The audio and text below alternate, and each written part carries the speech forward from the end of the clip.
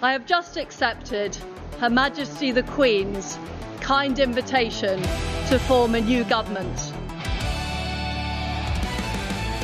Well, ladies and gentlemen, it's fantastic to be back. In this new era, we're taking a new approach. It will be uncensorable and uncancelable. We can't give in to those who say we can't do better. That is a disgrace. We can make the West great again. The status quo is not an option. Welcome to the Liz Truss Show Extra. Today we're talking about the Chagos Islands, where the important Diego Garcia military base is housed. Unbelievably, Keir Starmer, our capitulating Prime Minister, has done a deal with Mauritius to pay them to take the islands, albeit allegedly retaining use of the base. President Trump has stepped in to say that this deal represents total weakness and great stupidity, and is essentially handing cards to our enemies like China. Today we're talking about why has Britain done this? Why has it become under the rules of the international human rights legal complex? And will America step in to stop the sale of the Chagos Islands? I'm joined by Sarah Elliott. She is the head of the Special Relationship Unit at the Prosperity Institute to talk about Chagos.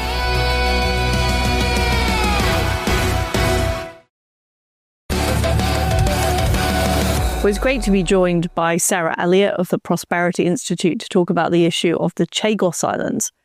This issue has come to the forefront over the last few weeks, but it's been rumbling for some time. And in fact, I remember being handed the issue when I arrived at COP26 in Glasgow, which is a conference I tried to get stopped. But anyway, I was there as Foreign Secretary, meeting Prime Minister Jugnorth. And at the time, what was happening was the Foreign Office civil servants were saying that Britain has had an opinion against it at the International Court of Justice.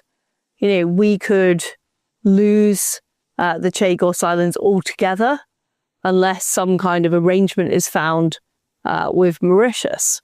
And I thought this was extraordinary because it was a judgment that was not compulsory, but also I'd recently been dealing with a Northern Ireland Protocol, and the whole issue of international law is a very, very murky area.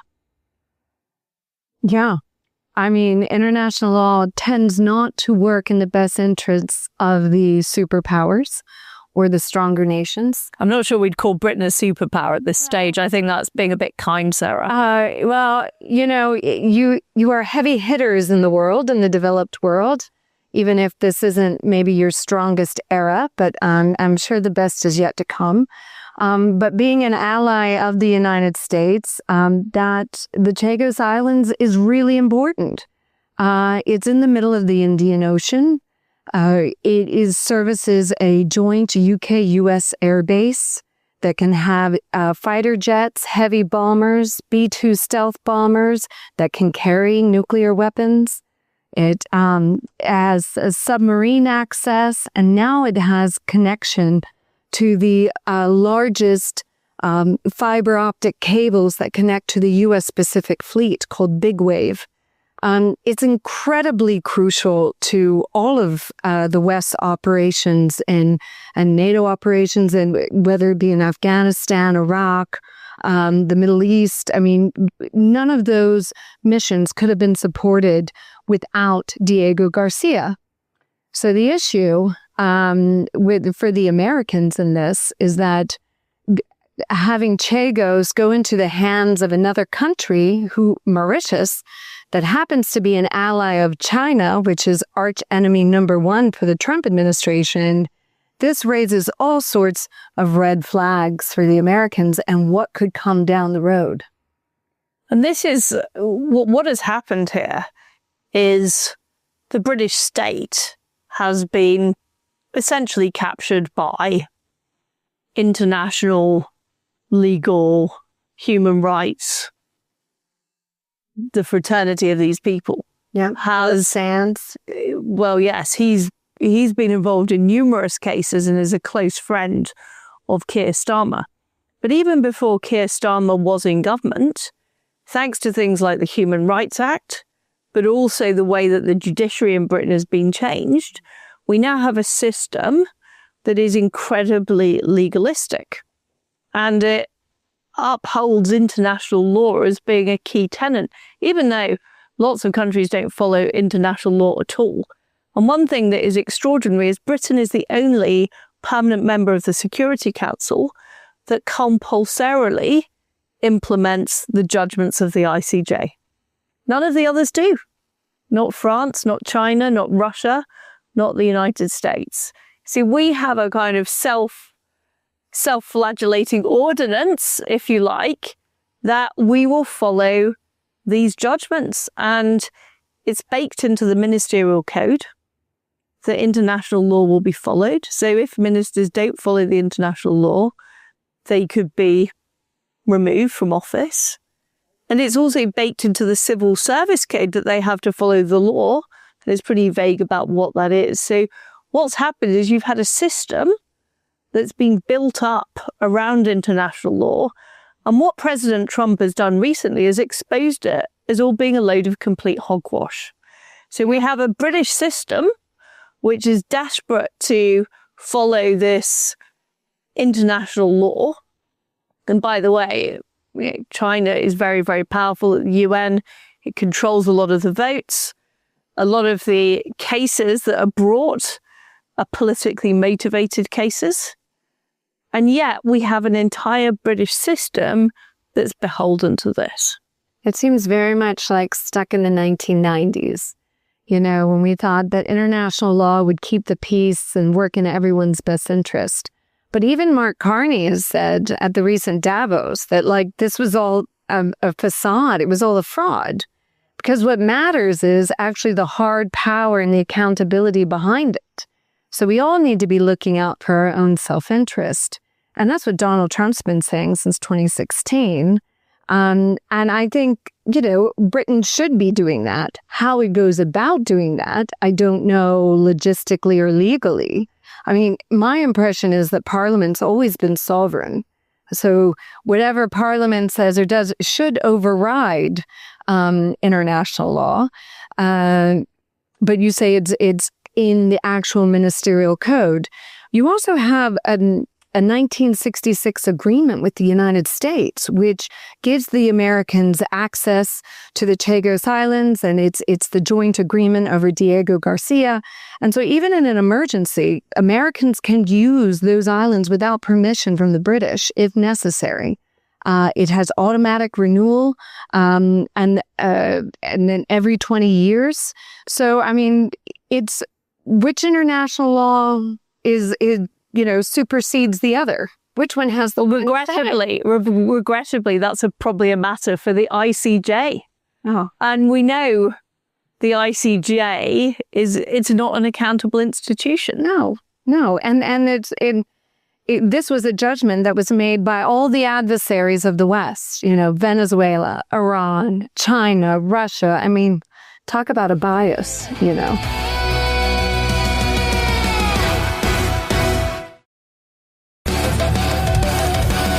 We've got a situation where the British state, and this is the civil servants as well as the political masters, because we now have a human rights lawyer as Prime Minister. We've got Lord Herner as Attorney General that is part of this cabal of the kind of human rights industrial complex, is what I call them. But we also have senior civil servants in the Foreign Office, but also in the government legal department, that are absolutely wedded to these concepts. So to me, what needs to happen now is Britain needs to recognise the reality, as President Trump has recognised the reality, and even Mark Carney is he's a rather slithery character, so he's probably just doing what's best for him at any given moment. But we need to recognise the reality that we have to take back our sovereignty, that these institutions just simply aren't legitimate. But that requires repealing the Human Rights Act. It requires changing the ministerial code. It requires changing the civil service code, because our entire system at present is hardwired to be on autopilot to do this kind of thing.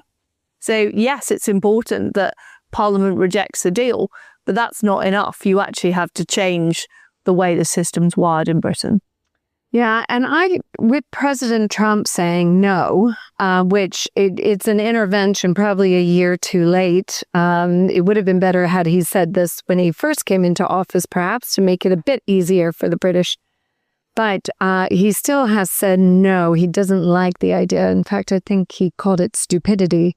I don't see it going ahead while he's in office, despite the commitments to international law here, just because they're the bigger player. But I don't know what you think. But I would say that is certainly true, but we should be seeing this as a wake-up moment. Yeah.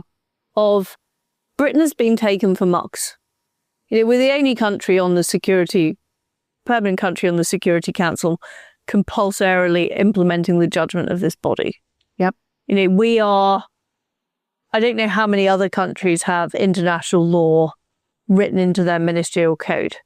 I don't know how many other countries have officials who fundamentally can't be hired and fired and are arbiters of what is lawful and not lawful, rather than ministers having those abilities. And we should see what has gone wrong on Chagos as a warning sign about the way we've been handling everything else. Whether it's illegal immigration, whether it's the issues that we have with China. This is a warning sign that we have a system that simply isn't operating in our national interest. It needs complete reform. I also think you should have more political appointees come in with any government so that you can actually implement the agenda. I think the ministers come in quite short-staffed and at the mercy of the civil servants.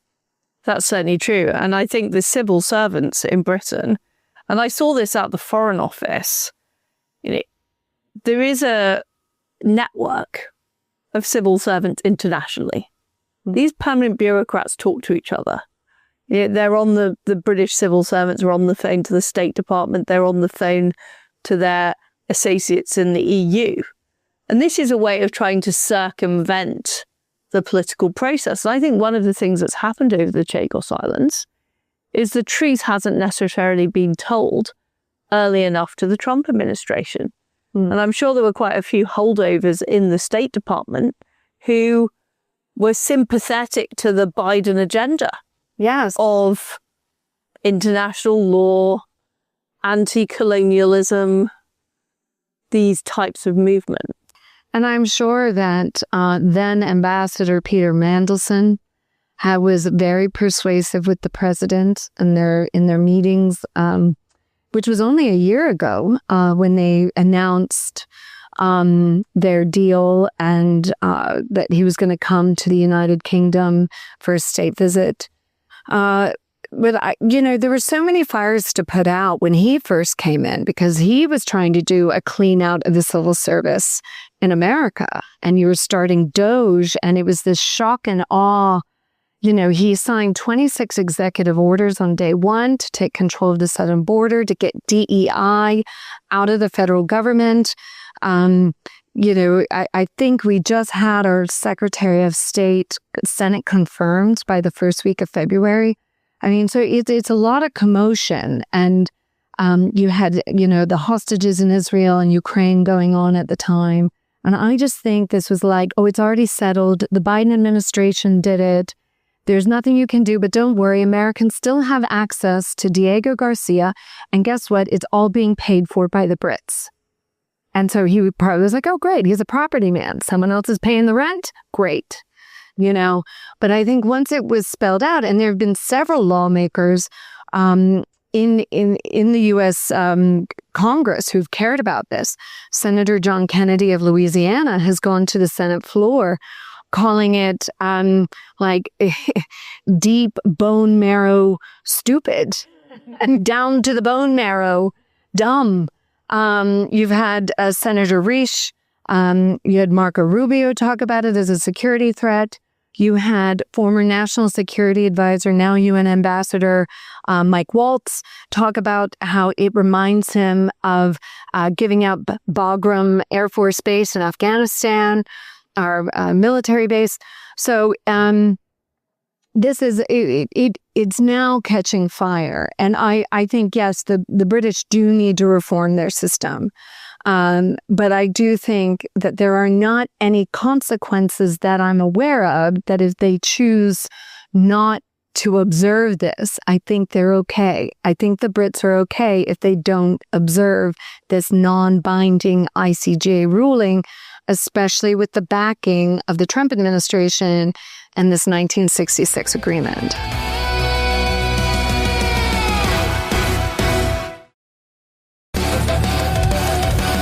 You're correct in terms of geopolitics.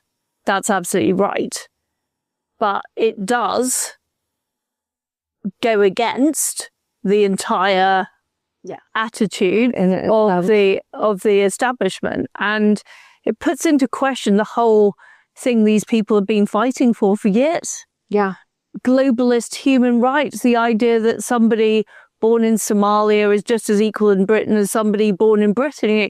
These ideas are what these people like Keir Starmer have been campaigning for.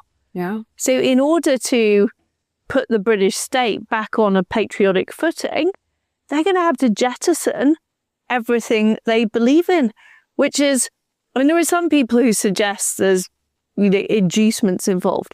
I think this is ideological. Yeah. I think these people are university radicals who hate the idea of colonialism, who love the idea of universal human rights, who don't really believe in borders. I was just going to say. And they have successfully, through the Blair era, embedded this approach into law.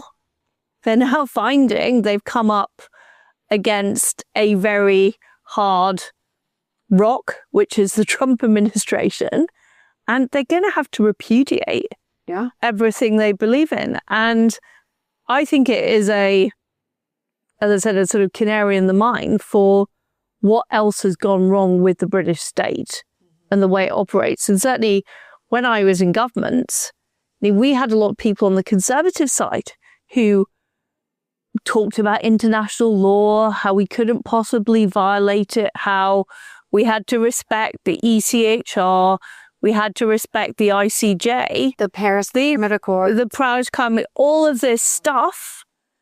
And it's all proved to be a chimera. And so that is a major change. And it's not just the people in Parliament, by the way. It's the entire British establishment that's backed this stuff. And we are getting caught high and dry while everybody else is pivoting.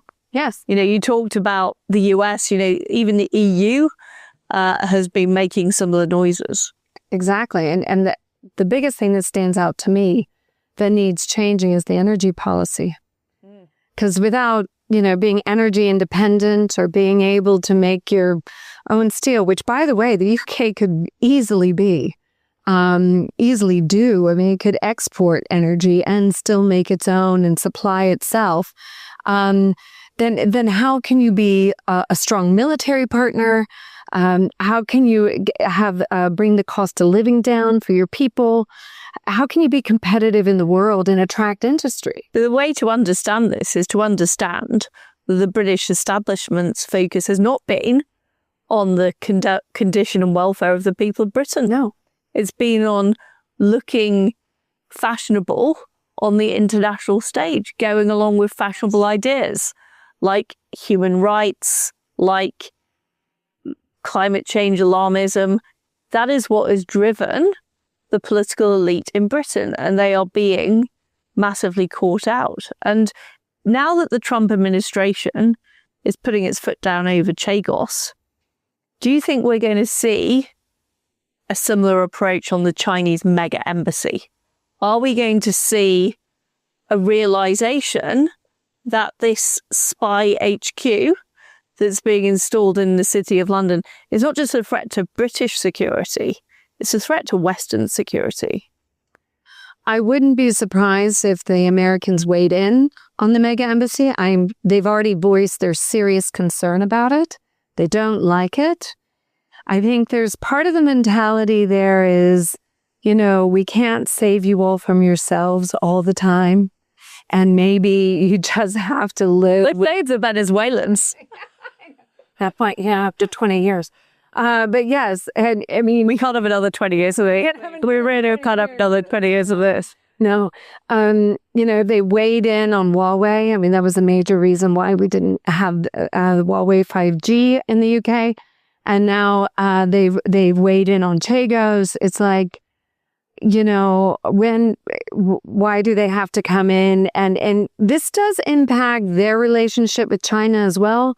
So they have to pick and choose what battles.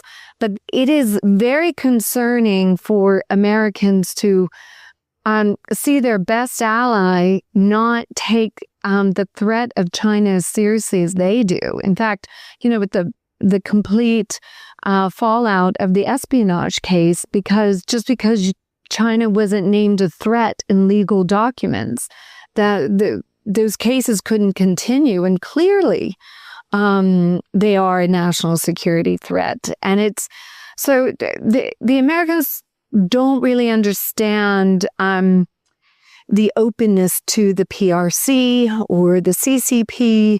And maybe that's just a cultural difference. Well, I think that they've been very successful at getting on board elements of British society and the British government.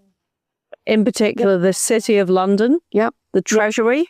I mean, these people, when I was in government, were constantly lobbying for more engagement with China. And as we speak, Keir Starmer is on a plane to Beijing. I know. So, which he had to pass that embassy in order to have this meeting with Xi. And getting this embassy green-lighted was a number one priority of Xi when he first met Keir Starmer at a G7. So this is how important it is to this government. It's been turning out the electricity and the water to the British embassy in Beijing. And yet the British embassy and the British government just completely capitulates to the Chinese, hoping for an investment. And I'm sorry, you're not going to get very much at all. Rachel Reeves got $600 million. I mean, you'll be lucky to get another $600 million. So maybe you'll have a little bit over £1 billion investment from the Chinese when they could do a lot more. But I think that Europe and the UK like this idea of cheap Chinese money and investment because there aren't many strings attached to it yet. Whereas the Americans are like, listen, we got this great tech prosperity deal for you. We've got this economic prosperity deal. Yes, you're going to have tariffs, but they're only going to be 10%. But it requires the British establishment to reject climate alarmism. And it makes it necessary for them to dig their own iron ore and oil in the North Sea. And these are all good things that we should be doing anyway. Good things. But like you said, it's against their ideology. But the Chinese haven't required that yet. They just want access. So you're going to give the Chinese access. You don't have to change your behavior very much. But in the process, you're giving up sovereignty at the end of the day. And President Trump has had some pretty harsh words from Prime Minister Carney in Canada about his engagement with China. Do you think we're likely to see similar pressure from the US and actually saying to Europe and the UK, you can't have it both ways? Yeah, exactly. You can't play with us and then be hopping on the next plane to Beijing and allowing a mega embassy in your capital city. Yeah, no, absolutely. And I think that's what's so hard for the Europeans and the Brits right now is that they have to make a choice. America's saying you can't have it both ways. And that's the whole fight over Greenland, really. So Greenland is strategically massively important for NATO, okay, to control the waterways, to to protect, our nuclear fleet, our nuclear weapons, the North Atlantic, etc., and to create this golden dome from the hypersonic weapons that are perched. Which will also protect Canada, of course. Which will protect Canada. And this is what's so crazy is, to me, is one, we all know who Donald Trump is. We all know he's the art of the deal maker. Right? So he's going to start out in a very extreme position. And I'm sorry, he was never going to invade Greenland. He would be impeached over that by Republicans, I can guarantee you, and convicted probably. And so you get to a point that's more reasonable, more negotiable, but the Europeans couldn't even see that this was in their best interest for America to have Greenland, because that Golden Dome will protect them and will protect their assets as well as the UK and Canada. Europe doesn't like change. And that's one reason why we love Europe and the UK, because you have a beautiful history that you preserve very well. But due to bad energy policy and a lack of national security policy, the Brits and the Europeans don't have a say anymore. They have to choose. And essentially, what's the story of the last 30 years is that the left have taken over. Yes. And that's what's happened. And all these lefty ideology has been imposed not just in Britain, but also in Europe. And you had a bit of that with the Biden administration, but you're now free. And I hope someday in the near future we'll be free too. I do think these are our Biden years, and the best is yet to come. Very good. Well, thank you, Sarah. Thank you so much for coming in. Pleasure. The lesson of the Chagos saga is that Britain is beholden to the international human rights legal complex, is doing grave damage to our country and our security. This has to change. We have to stop following the jurisdiction of the United Nations International Court of Justice, just like all of the other permanent members of the Security Council do. We also have to rid ourselves of these laws which are embedded in our system, and the lawyers who are obsessed with the rights of foreign migrants and overseas nations rather than those of the British people. Thank you for listening to the Liz Truss Show Extra.